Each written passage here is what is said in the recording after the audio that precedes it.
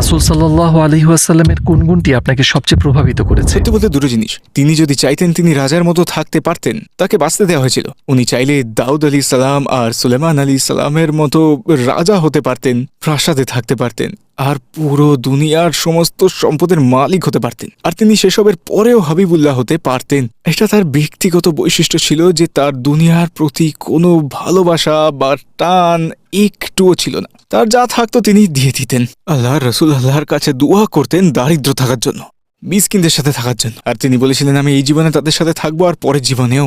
সুবহানাল্লাহ, কি অনন্ত চরিত্র! এটার কোনো তুলনা হতে পারে? সুবহানাল্লাহ। আর তার দয়া, তার মানবতা, তার করুণা, এটা কিভাবে সম্ভব? যে ব্যক্তি আপনার উপর আবর্জনা ফেলছে আর আপনি তার স্বাস্থ্য নিয়ে চিন্তা করছেন। সে মহিলা আপনার উপর ময়লা ফেলছে আর আপনি তার ভালো মন্দ, তার স্বাস্থ্য নিয়ে চিন্তিত। এটা কোনো মানুষের হৃদয়ে থাকা কিভাবে সম্ভব? এতটা গভীর দয়া, এতটা